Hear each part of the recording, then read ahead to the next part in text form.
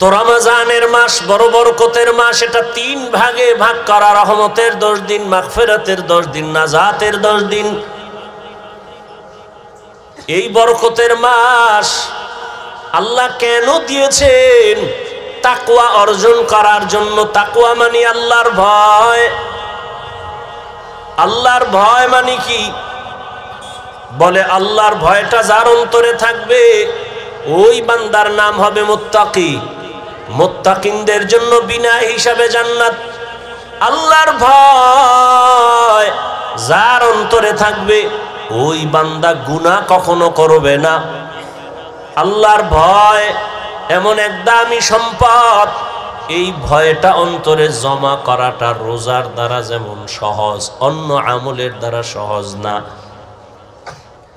যেমন রোজাদারকে দেখবেন সারাটা দিন রোজা রাখে, ক্লান্ত, ইফতারির আর আধা ঘন্টা সময় বাকি, তখন এমন ক্ষুধা লাগে পেটের ভেতরে, সামনে পানি তাই পাইলেই মনে হয় এক টানে 3 লিটার থাকবে না। সামনে 10 জনের ইফতারি দেশে 10 প্লেটে, মনে মনে কে তো আমার একারই লাগবে, কি দিল। মনে মনে দোয়া ইনুস পরে 2-1 জন উঠতে যাইতো, তাহলে 2 প্লেট আমি পাইতাম। যদি বলা হয় এই রোজাদার বুঝছি খুব ক্ষুধা, তুমি দরওয়াজা জানালা বন্ধ করে যাও, একটা রুমের মধ্যে ঢুকে তুমি পানি পান করো, একা একা, কেউ দেখবে না, কোনো রোজাদার করবে নি। কেন? আল্লাহর ভয়। পানির মধ্যে ডুব দিয়ে গোসল করবে, কিন্তু 1 ঢোক পানিও পান করবে না, এটাই আল্লাহর ভয়। সামনে খানাও রেডি, পেটেও ক্ষুধা, খায় না। খানাটা তো আর হারাম না, এই মুহূর্তে খায় না কেন? আল্লাহর ভয়। এই সাধনাটা বাকি 11 মাস রাখো। রোজার মাসে যেমন সাধনা করছো, ক্ষুধাও আছে, খানাও আছে, খাও না কেন? আল্লাহর আইনে জায়েজ নাই। ঠিক 11 মাস ওই আইনটা জারি রাখো, ক্ষুধাও আছে, খানাও আছে, পাইলেই খাইও না, আগে হিসাব করো আল্লাহর আইনে খানাটা হালাল না হারাম। 11 মাস এই সবক যদি আদায় করে তাহলে কেউ হারাম খাইতে পারে না। আর হারাম খাইলে এর শাস্তি কিয়ামতে হবে না, হবে দুনিয়াতেই। কিডনির উপরে আঘাত, লিভার নষ্ট। আর এই হারাম খানাটা আবার অনেক বাবা অবুঝ শিশু সন্তানেরও খাওয়ায়, হারাম টাকা কামাই করে। সন্তানের রক্ত পিওর, স্ত্রীর রক্ত পিওর, কোনো ভেজাল নাই। ও স্বামী নামের কুলাঙ্গার, তুমি হারাম টাকা কামাই করে ঘরের স্ত্রীর রক্ত কেন নাপাক করো বলো? ও বাপ নামের কলঙ্ক, তুমি হারাম টাকা কামাই করে তোমার অবুঝ সন্তানের রক্ত পবিত্র কেন নাপাক করো হারাম খাওয়াইয়া? আল্লাহর কাছে নিজের জবাবই দিতে পারবা না, আবার সন্তানটির জবাবও মাথায় নিলা। এমন বাপ হইছো কেন? বউ যদি চালাইতে না পারো বিয়া করছো কেন? রোজা রাখ 12 মাস। সন্তানের হক আদায় করতে না পারলে সন্তান নিছো কেন? এরে নবীর আশিক, আল্লাহর ভয় অন্তরে জমা করো। রমজানের রোজার মাধ্যমে এমন বরকত, একটা রোজার দাম কত? হাদিসে পাকে রহমতের নবী বলেন 1 রোজার দাম কয়েকটা জন্মগত কাক। কি চিনেন তো? একটা কাক জন্মগত, কাকের হায়াত অনেক বেশি। কাকের হায়াত কি? অনেক বেশি। একটা কাক জন্ম থেকে উঠাই ডানা মেলে যখন উঠতে শুরু করে খোলা আকাশে, ও যদি উঠতে উঠতে উঠতে উঠতে সামন দিকে যাইতে যাইতে যাইতে যাইতে বুড়া হইয়া যায়। কাকের হায়াত অনেক বেশি। বলে কত? কিতাবে আসছে 1000 বছর কমপক্ষে।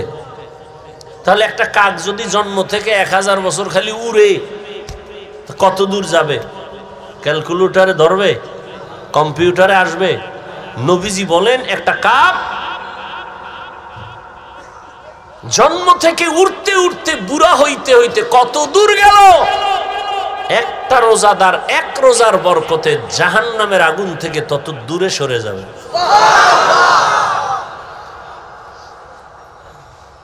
এজন্যই তো রহমতের নবী সারা রমজান আমলের উপরে জীবন কাটাইলেন। এই শাবানে নবী রোজা রাখছেন। নবী বলেন, প্রস্তুতি নাও, রমজানের রোজার মাধ্যমে তুমি নিজেকে পবিত্র বানায় নাও। কয়দিন রোজার হালাতে রে বাবা তুমি কষ্ট মনে করো, অথচ তোমার মতো কত আল্লাহর বান্দারা রড ফ্যাক্টরিতে কাজ করে রোজা ছাড়ে না, সিমেন্ট ফ্যাক্টরিতে কষ্টের কাজ করে রোজা ভাঙে না, রাস্তায় গাড়ি চালায় রিক্সা চালায় কষ্ট করে রোজা ভাঙে না, এমন নাই? তাহলে তুমি ছাড়ো কেন? রমজান তো এমন বরকতের মাস, একটা নফল আমল ফরজের সমান সওয়াব, একটা ফরজ আমল 70টা ফরজের সওয়াব। তাহলে এই মাস আগামী বছর পাবেন, গ্যারান্টি আছে? এত মজার এত দামি মাস, এই বরকতের মাস। রোজাদার একটা রোজার ফজিলত যদি এমন হয় তো 30টা রোজা রাখলে কত ফজিলত। আল্লাহ বলেন, রোজাদার তোমার পুরস্কার কেমন? বলে, আমি আল্লাহ তোমার হয়ে যাব, আর কোনো পুরস্কার নাই। পুরস্কার কি? আমি আল্লাহ নিজে তোমার হয়ে যাব। কোন রোজাদার? আবার রোজাদারের মধ্যেও কিছু ভেজাল আছে। রোজা রাখে ঠিক, কিন্তু তারাবির নামাজ পড়ে না। আবার অনেকে পড়ে ঠিক, প্রতিদিন পড়ে না। আবার অনেকে পড়ে কিছুদিন, তাও পুরা 20 রাকাত পড়ে না। ও 8 রাকাতওয়ালা বাবারা, যদি আপনি মনে করেন 8 রাকাতের উপরে তারাবি পড়বেন না, আগামী রমজান পাওয়ার গ্যারান্টি নাই। এখনই তো বলে ফেললাম, একটা নফলের মূল্য ফরজের সমান। আপনি যদি মনে করেন 8 রাকাতের বেশি তারাবি পড়বেন না, তাহলে আপনি বাকি 12 রাকাতও পড়েন, অন্তত তারাবি না মনে করলেও নফল হিসাবে পড়ে নেন। নফল হিসাবে বাকি 12 রাকাত পড়েন। কেন ছাড়বেন? আল্লাহর জন্য করবেন। এত সুযোগ পাইয়াও যদি ছেড়ে দেন, আল্লাহর কাছে কি নিয়ে দাঁড়াবেন? রমজান এমন বরকতের মাস, রহমতের নবী একদিনে 1 খতম, 3 দিনে 1 খতম কোরআন পড়েছেন। এই রমজানুল মোবারক দুনিয়ার লাইনেও মানুষ লাভবান হয়, আখিরাতের লাইনেও লাভবান হয়। এই রমজানের মধ্যে কয়েকটা আমল বেশি বেশি করবেন। এক তো তারাবি আছে, রোজা আছে, আর একটা আমল হলো কোরআনের তেলাওয়াত। যারা পারেন না বইলে আল্লাহর কাছে কি কইবেন? আমগোদারে না জবাব দিলেন পারি না। পৃথিবীতে যত ভাষা আছে, আরবি ভাষার মতো সহজ কোনো ভাষা নাই। কোরআন শিখতে 20 ঘন্টা টাইম লাগে। কয় ঘন্টা? তাহলে আপনি প্রথম রমজানে যদি সময় দেওয়া শুরু করেন, প্রতিদিন 1 ঘন্টা, তারাবির পরে অথবা সাহারি খাইয়া ফজর পরে 20 রোজায় আপনি কোরআন ধরে ফেলবেন। এত সুন্দর কোরআন, এই বয়ান শুনতেছেন, কোরআনের এত ভালো যদি লাগে, সে কোরআনটা পড়েন না কেন? ছেলেকে পড়ান না কেন? মেয়েকে কোরআন শিখান না কেন? মাকে কোরআন পড়ান না কেন? ইয়া আইয়ুহাল্লাযীনা আমানুত্তাকুল্লাহ, আল্লাহর ভয় অন্তরে জমা করো। এখন ভয়টা কি? আমি যদি সবাইকে জিজ্ঞাসা করি কারা কারা আল্লাহকে ভয় করেন, জিজ্ঞাসা করা মাত্রই সবাই হাত উঠাবে না? কিছু চালাকেরা পারলে পা উঠায় দিবে, বলবে আমরা 4 হাত পায়ে আল্লাহরে ভয় করি, হুজুরদের থেকেও বেশি ভয় করি, নামাজ না পড়লে কি হবো, দিল পরিষ্কার। অথচ আজকে ফজর পড়ে নাই, জোহর পড়ে নাই, আসর পড়ে নাই, মাগরিব পড়ে নাই, এশাও পড়ে নাই। আল্লাহরে ভয় করি। আমি 5 বেলার নামাজ পড়িয়াও বলি আল্লাহকে ভয় করি। আপনি রোজা না রাখিয়া বলেন আল্লাহকে ভয় করি, আমি রোজা রাখিয়া বলি আল্লাহকে ভয় করি। আল্লাহর ভয়, আসলে আপনার অন্তরে আল্লাহর ভয় নাই। কারণ যে একজন সাপ ভয় পায়, সাপ, সে সাপ ধরবে? ওরে সাপ যেখানে থাকবে সেখানেও যাবে না। মাঝে মাঝে ঘুমের মধ্যে সাপ সাপ কয়ে চিল্লানি দেয়, ভয়। একটা সন্তান বাবাকে ভয় পায়, মাকে ভয় পায়, তার প্রমাণ মা বাবার সামনে অন্যায় করে না। একটা ছাত্র শিক্ষকের ভয় পায়, তার প্রমাণ ছাত্র শিক্ষকের সামনে অন্যায় করে না। ঠিক এই জমিনে যেই মানুষ আমার আল্লাহকে ভয় করবে, ওই বান্দা গলায় ছুরি লাগাবে, দাড়ির মধ্যে কখনো অস্ত্র লাগাবে না। हर के दारत खौफे हक दर दिल मदाम जन्नतुल मावा देहद ओ रामक। एक दलेर दाড়ি ছোড়ো আর এক দলের নাই। ছোড়োওয়ালারা মনে করে মোটামুটি জান্নাতের মাঝখানে আছি, যারা পুরা ক্লিন একদিকে চাইয়া চাইয়া ভাবতে আছে এত শেষ। হ্যাঁ, ভালো করে মাসআলা শুনেন। যারা দাড়ি ছোট রাখে, ক্লিন রাখে, দোনো দলের গুনাহ সমান। দোনো দলের গুনাহ, গুনাহ টুনা তো পরকালের ভিডিওটি মরার পর নগদ একটা শাস্তি হলো যৌবন থাকবে না। এটা নগদ শাস্তি, কি থাকবে না? এই জন্য হারবাল কোম্পানির আমদানি বাইরে গেছে না, ওপেন চ্যালেঞ্জ দেয়। এই পরিমাণ বেলাজা বেহায়া জগতে আর আছে? ১৫০০ বছর আগে রসুল বলে গেছেন, লা ইমানা লিমান লা হায়া আলা, যাদের লজ্জা নাই ওদের ইমান নাই। আর মোবাইল তো আরো লজ্জা নষ্ট করে ফেললো। ঘরে ঘরে ঘরে ঘরে, রুমে রুমে মোবাইলের জেনা, চোখের জেনা, কানের জেনা, হাতের জেনা, অন্তরের জেনা। সারাটা রাত মোবাইলের দিয়ে তাকায় তাকায় গুনাহ, কবিরা গুনাহ দেখে, কবিরা গুনাহ দেখে। মাও দেখে, বাবাও দেখে, আমার ভাই দেখে, বোনেরাও দেখে।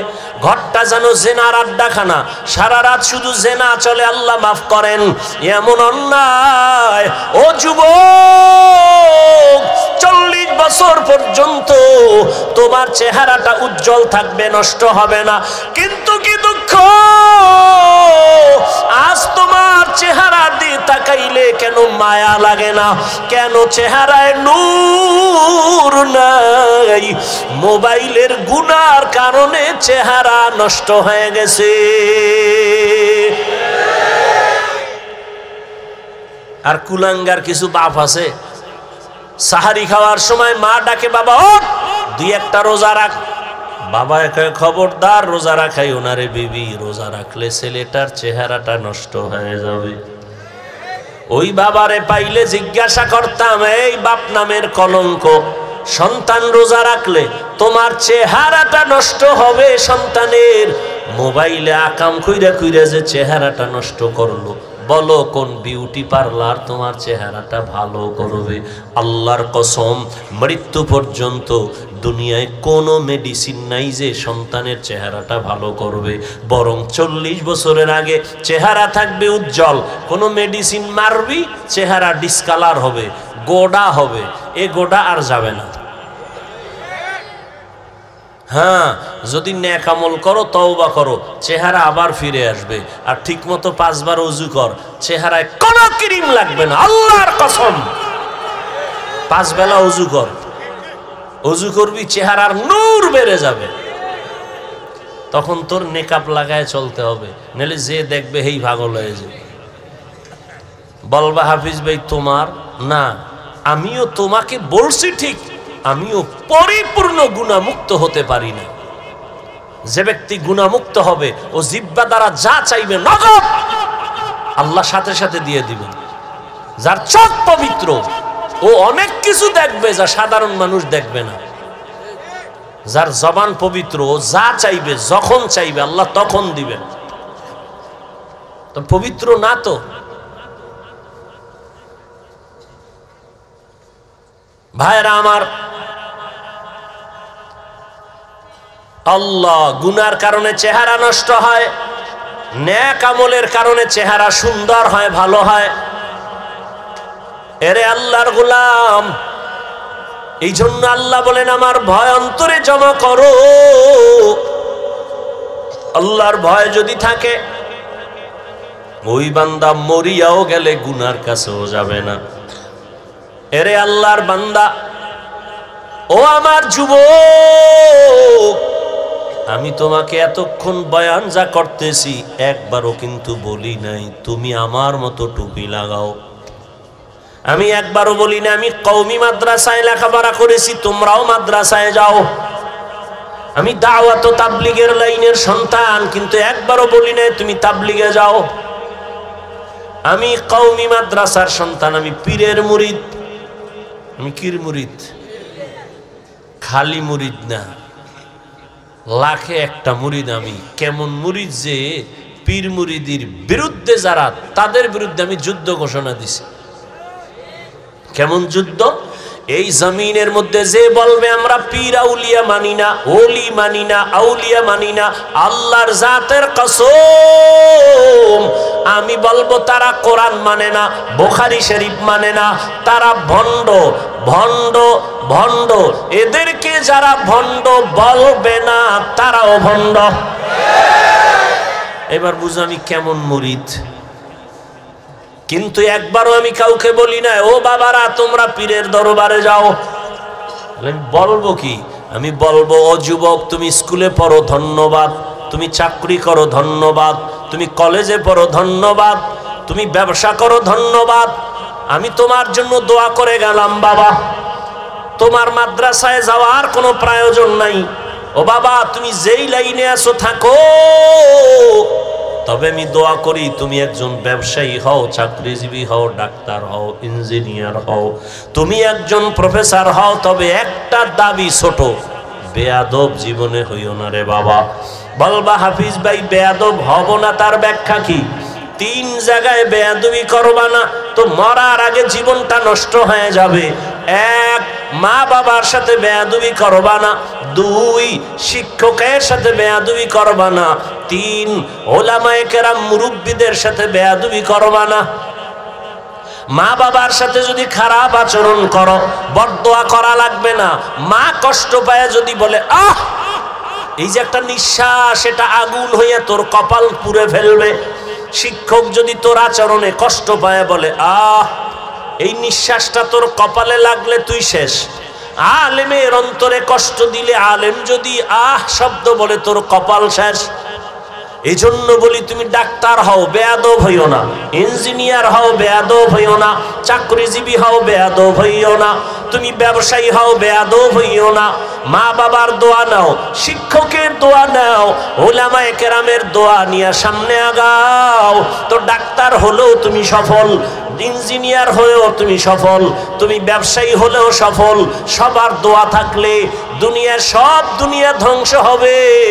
আলেমের দোয়া যদি থাকে, মা বাবার দোয়ায় তুমি কখনো ধ্বংস হইবা না। ওই মা বাবার দোয়া নিয়া রহমতের নবীর আদর্শ মেনে জীবনটা চালাও। মা বাবার দোয়া নাও। এবার বাস্তবে একটু তাকায় দেখো তো, আমি যে কথাগুলো বললাম এই কথার মানদণ্ডে কেউ চলেনি। তোমার লাইনে তাকাও, জীবনে মাদ্রাসায় পড়ে নাই, জীবনে কোনোদিন মাদ্রাসায় যায় নাই, আলিফ বা তাও শিখে নাই। তোমার মতো জেনারেল লাইনের যুবক 5 বেলার নামাজ পড়ে, স্কুলে পড়ে, কলেজে পড়ে, নামাজ ছাড়ে না। সত্য কথাটা স্বীকার করো, আসেনি? আর কি ওয়াজ শুনবা? এই ওয়াজটাই তোমার জীবনের আসল। নিজেরে বুঝাও। তোমার মতো যুবক স্কুল কলেজে পড়িয়াও যদি নামাজ পড়ে, বলো তুমি কেন পারো না রে বাবা? তোমার মতো যুবক তাকায় দেখো, ব্যবসা করে, চাকরি করে, র্যাব, আর্মি, পুলিশ, বিডিআর, 5 বেলার নামাজি আছে। তোমার বিবেকের কাছে প্রশ্ন, বলো তুমি কেন পারো না রে বাবা?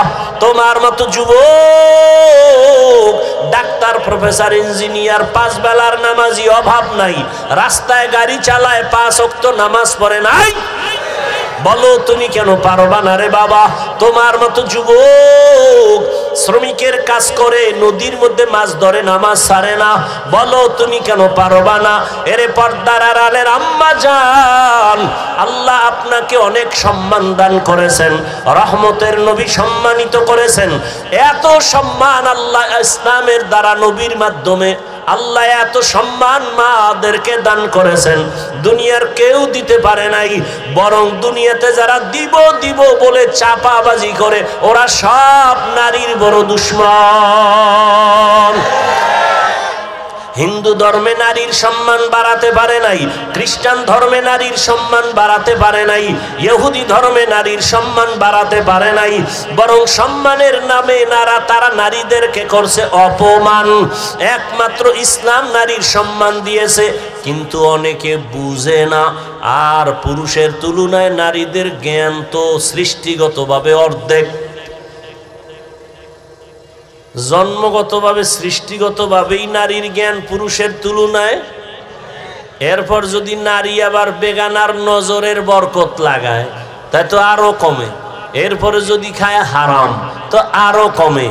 এই মেধা দিয়া যদি চিন্তা করে, আল্লাহ নারীর উপরে ইনসাফ করে নাই। কয় কেমনে? কয় বাবার সম্পদ ছেলে পাবে ডবল, মেয়ে পাবে সিঙ্গেল। আল্লাহ মেয়েদের কম দিলেন কেন? মেয়েদেরকে কম দিয়েও ছেলেদের বেশি দিয়েছেন। এই বুঝার মতো আম্মাজানের মেমোরির জিবি নাই। এই মিয়া 1 জিবি আর 4 জিবি সমান। আপনার জিবি 1, আপনি 4 জিবি লয়ে যদি ধাক্কা ধাক্কি করেন, তা আপনারটাতে হ্যাং হয়ে যাবে। আরে আম্মা জান, আপনাকে অর্ধেক দিয়াও ছেলের থেকে বেশি দিছে, এটা বুঝার মতো মেধা বুঝি আল্লাহ আপনাকে দেন নাই রে মা। ছেলে পাবে বাবার থেকে 2টা, আর মেয়ে সব জায়গায় পাবে কি? বাবার থেকে পাবে, স্বামীর থেকে পাবে, ছেলে মেয়ের থেকে পাবে। এরপরে যদি কয় বাপ নাই, ছেলে নাই, মেয়ে নাই, কিচ্ছু নাই, আমি একা। আল্লাহর আইন হলো, ইসলাম কয় নারীদেরকে ঘরে বসাইয়া বসাইয়া সম্মানের সাথে ওরা খাবে আর ঘুমাবে, সরকার ওদের সব খরচ দিবে। নারীদের কষ্ট দেওয়া যাবে না। কত সম্মান ইসলাম দিয়েছে, কিন্তু কুলাঙ্গারেরা ভুল মেসেজ দিয়া নারীদেরকে বেপরদায় নামাচ্ছে। পরিণামে নারীরা হচ্ছে আরো অপমান। আল্লাহ হেদায়াত দান করেন। এরে আম্মা জানেরা, এত সম্মান আল্লাহ আপনাদের দান করেছেন। এ দুনিয়া আপনারা যদিও নবী না, তবে সব নবীদের মায়ের মতো মা, সাহাবাদের মা। আপনারা আলেম হাফেজে কোরআনের মায়ের মতো বড় দামি মা। এরে আম্মা জান, আপনারা তো খাদিজা রাদিয়াল্লাহু আনহার মতো নারী, ফাতেমা রাদিয়াল্লাহু আনহার মতো নারী, আয়েশা রাদিয়াল্লাহু আনহার মতো নারী, ইসমাইল নবীর মা হাজেরা আলাইহিস সালামের মতো দামি নারী। আপনারা তো ঈসা নবীর মা মারিয়াম আলাইহিস সালামের মতো দামি নারী। এই দুনিয়াতে আল্লাহর এক বড় দুশমন ছিল ফেরাউন। নাম শুনছেন? বলেন তার স্ত্রীর নাম কি? আসিয়া। এত বড় বেঈমানের ঘরে থাইকা আমার আল্লাহর এত পেয়ারা রহমতের নবী বলেন, কিয়ামতের দিন আমি মুহাম্মদের সাথে আসিয়ার সাথে বিয়া হবে জান্নাতে। এরে আম্মা জানেরা, এত বড় বেঈমান ফেরাউনের ঘরে থাইকা আম্মা জান আসিয়া যদি এত দামি হতে পারে, ফেরাউনের টাকার অভাব নাই, ক্ষমতার অভাব নাই, মিশরে দাবি করে আমি বড় খোদা, কিন্তু তার ঘরে থাকিয়া আসিয়া আমার আল্লাহকে এত আপন করে নিলেন। আসিয়া এত কষ্ট ফেরাউন দিয়েছে, ধৈর্য ধারণ করে আল্লাহকে ভুলে নাই। ইন্তেকালের সময় ফেরাউন ওই আসিয়াকে ফাঁসির মঞ্চে নিয়ে গেছে। আসিয়া কাঁদতেছেন, হঠাৎ করে আবার হাসতেছে। ফেরাউন কয়, কান্না বন্ধ করে হাসো কেন রে আসিয়া? কয় রে এ ফেরাউন, আমি তাকাইয়ে দেখি আল্লাহ পাক লক্ষ লক্ষ ফেরেশতা পাঠাইছে আমাকে স্বাগতম দিয়া জান্নাতে নেওয়ার জন্য। এবং আল্লাহ যেই জান্নাত আমি আসিয়াকে দিবেন, ওই জান্নাতের ছবি আমি এখন দেখতেছি তাকাইয়া। এত বড় বেঈমানের ঘরে থাকিয়া এই আসিয়া যদি আল্লাহর পেয়ারা হয়ে যেতে পারেন, এরে পর্দার আড়ালের আম্মা জান, এই দুনিয়াতে যত ভালো ভালো সন্তান আসছে আম্মা জান আপনাদের আদর্শের কারণে, দুনিয়ায় সব ভালো সন্তান মায়েদের অবদানের কারণে। ছোট একটা ঘটনা বলবো। মদিনাতুল মুনাওয়ারা থেকে আল্লাহর পেয়ারা এক গোলাম ভারতের জমিনে আসছেন কালেমার দাওয়াত দেওয়ার জন্য, যার নাম আপনারা জানেন, খাজা মুঈনুদ্দিন চিশতি আজমিরি রহমাতুল্লাহ আলাই। মদিনাতুল মুনাওয়ারা থেকে ভারতে ঘুরে ঘুরে ঘুরে ঘুরে কালেমার দাওয়াত দেয়।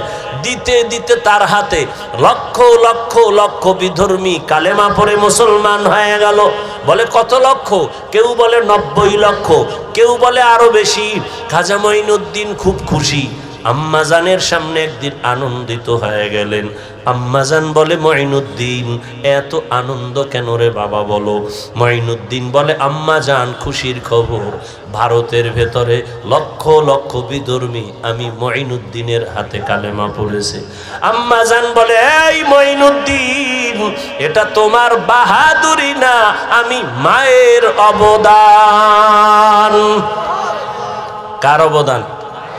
খাজা মুঈনুদ্দিন বলে, মা তোমার কি অবদান একটু বলো। আম্মাজান বলে, ও মুঈনুদ্দিন তুই আমার গর্বে যখন আসছ, আল্লাহর কসম তুই আমার গর্বে আসা পরে আমি এক রাতও ঘুমাইতাম না।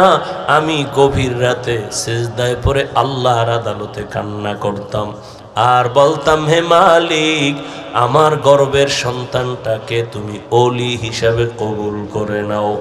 আমি এভাবে কান্না করে করে যখন তুই দুনিয়াতে আসছো, এই মুঈনুদ্দিন আমি মা তোকে যতদিন আমি দুধ পান করাইছি, আল্লাহর কসম আমি যতদিন তোকে দুধ পান করাইছি আমি মা এক ফোঁটা দুধও বিনা অজুতে তোর মুখে দেই নাই। এমন মা সারা দুনিয়ায় পাওয়া বড় কঠিন, বাংলাদেশ বাদ দেন। এমন মা, যেই মা বিনা উজুতে বাচ্চাকে দুধ দেয় না, এমন বাচ্চা তো জগৎ শ্রেষ্ঠ আল্লাহর ওলি হবে। কিন্তু খাজা মুঈনুদ্দিনের ভক্তদের উপায় কি? এরা যে বয়ে বয়ে খালি গাঞ্জাই খায়, একটার চেহারার মধ্যে মদিনার কোনো নিদর্শন নাই। এরা সব মুঈনুদ্দিনের ভণ্ড ভক্ত, আমরা আসল ভক্ত। কি খাজা মুঈনুদ্দিনের মা কত ধন্য মা! খাজা মুঈনুদ্দিন চিশতি আজমিরি 5 ওয়াক্ত নামাজ পড়েন নাই। মা সন্দেহ? মাঝে মাঝে বিড়ি টিড়ি খাইছেন, দাড়ি ছিল না। হ্যাঁ, আপনারা কি ভক্ত হইলেন? এই ভক্ত হয়ে কি নাজাত পাওয়া যাবে? কোনোদিন পাওয়া যাবে না। এখনো সময় আছে, তওবা করেন। কয়দিন আর দুনিয়ার বাহাদুরি করবেন? চোখের সামনে আপন আপন সব চলে যাইতেছে। বিশেষ করে আমার যুবক, ইদানিং কালে যুবকের মরণের লাশ আর লাশ, করোনায় যুবকের লাশ, ছাত্র জনতার আন্দোলনে যুবকের লাশ, ডেঙ্গুর মহামারীতে যুবকের লাশ, ঘুমের বিছানায় যুবকের লাশ, গাড়ির নিচে পানির মধ্যে যুবকের লাশ। ও আল্লাহর বান্দারা, এখনো সময় আছে, তওবা করে নাও। ও পর্দার আড়ালের আম্মা জান, আপনার মতো কত মা এখনো আছে বেপর্দায় চলে না, নামাজ ছাড়ে না, মোবাইলে সময় নষ্ট করে না, স্বামীর মাল খেয়ানত করে না। আপনারা কেন পারেন না? একটা সন্তানকে আদর্শ সন্তান বানাবেন, একটা সন্তানকে আদর্শ ডাক্তার বানাবেন, আদর্শবান চাকরিজীবী বানাবেন, আদর্শবান একজন ব্যবসায়ী বানাবেন। সন্তান ডাক্তার হইয়াও আপনার জন্য দোয়া করতে ভুলবে না। এরে আম্মা জান, ও বোনেরা, আপনার মতো কত মা বোন এখনো পর্দা করে, নামাজ পড়ে, আল্লাহর ভয় অন্তরে জমা করিয়া রমাজান সামনে তওবা করে ফেলেন। আর বেপরদায় চলবেন না, আর নামাজ ছাড়বেন না। মা বাবার দোয়া নিয়া স্বামীর মাল হেফাজত করবেন। স্বামীর মাল এটা আপনারই মাল, স্বামীর মনে করে খেয়ানত করবেন না। মোবাইলে সময় নষ্ট করবেন না। ও বৃদ্ধ বাবাজিরা, আপনার মতো কত বুড়ারা মসজিদে গিয়া নামাজ আদায় করে, বলেন আপনি কেন পারেন না? ও আমার কলিজার যুবক, এখনো সময় আছে, তওবা করো, অন্তরকে বুঝাও। মনে জীবনে কত মন গড়া ভাবে চলছো, মনের চাহিদা মিটাইয়া গুনাহ করেছো। মনে চাইছে নামাজ পড়বা না, পড়ো নাই। মনে চেয়েছে পার্কে যাবা, দৌড়ায় গেছো। মনে চাইছে দাড়ি কাটবা, কেটে ফেলেছো। এখন আল্লাহর ভয় নিয়ে তওবা করো। মনে মনে আল্লাহকে বলো, হে আল্লাহ, জীবনে তো গুনাহ কম করি নাই, আজকে থেকে তওবা করে নিলাম, আর নামাজ ছাড়বো না, বেপরদায় চলবো না, মা বাবার সাথে বেয়াদবি করবো না, শিক্ষকের দোয়া নিয়া, উলামায়ে কেরামের পরামর্শ নিয়া, নবীজির আদর্শ মেনে চলবো।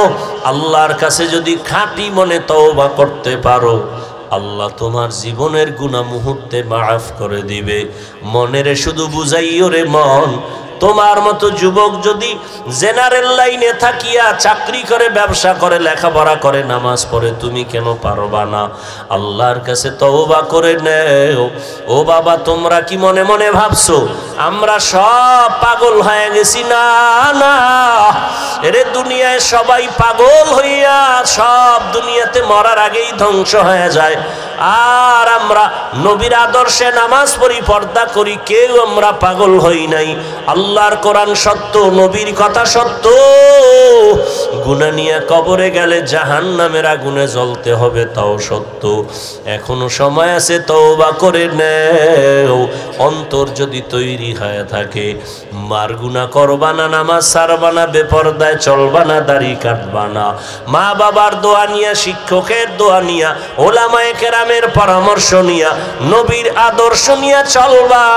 তওবা করার মতো যদি কারো অন্তর তৈরি হয়, মুনাফিকি যদি না থাকে, খাঁটি তওবার নিয়ত যাদের আছে, দুটো হাত আমার আল্লাহকে দেখাইয়া দাও।